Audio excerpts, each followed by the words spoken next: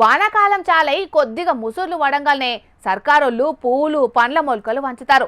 జనమంతా వాటిని మంచిగా కాపాడి పర్యావరణాన్ని పచ్చగా ఉంచాలని అట్లా చేస్తారు. ఏట ఓ పారి సర్కారోళ్ళు ఒకటే పారి కోటి అంతకు మించి మొలకలు పెంచే కార్యాన్ని ముంగటేసుకుంటారు. పెద్ద లీడర్లు కూడా అక్కడక్కడ పోయి మొలకలు పెట్టి ఫోటోలు దిగి పచ్చదనం కార్యక్రమానికి పచ్చజెండా ఊపి వస్తుంటారు. అగో అచ్చం గట్లనే గీడోకన్నా మొలకలు వంచే కార్యాన్ని ముంగటేసుకున్నాడు. మరాయన గీ చలికాలంలో ఎందుకు గా కార్యాన్ని చేస్తున్నాడు, దాని వెనక మతలబేందో పురాగార్చుకుందాం పాన్రోలా.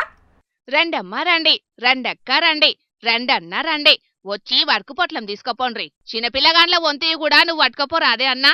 మరిగా 3 వట్టుకపోయినట్టు కాదన్నో, మంచిగా కాపాడాలే మరి, సరేనా? అవ్వ తీసుకోవే, తాత తీసుకోవా.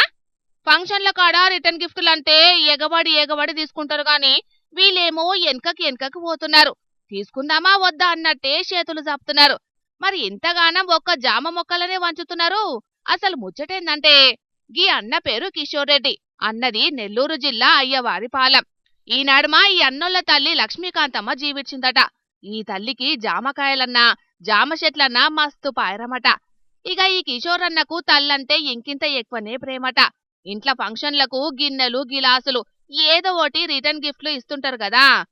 లక్ష్మీకాంతమ్మ దశదిన కర్మ పేరు మీద వచ్చిన చుట్టాలకు జామ మొలకనిచ్చి తల్లి మీద ప్రేమను ఈ తీర్ల చూపెట్టిండు అన్నట్టు కిషోరన్న ట్రాక్టర్ డబ్బా నిండా జామ మొలకలు తెప్పించిండు.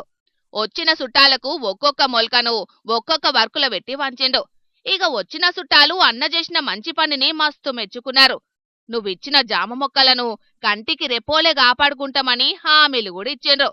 వచ్చిన చుట్టాలు అన్నకు జామకాయలు తెచ్చిచ్చి అన్న మీద ప్రేమను చూపెడతారో చూడాలే మరి. బతికుండగానే కన్నోళ్లను పట్టించుకొని వాళ్ళ మాటలను లెక్కజేయని కొడుకులు బిడ్డలుంటున్న ఈ జమానాల జీవించిన తల్లికి ఇష్టమైనే అని జామ మొలకలు వంచి పెడుతున్నాడంటే చాలా గ్రేటే కదా నొల్ల ఈ అన్న.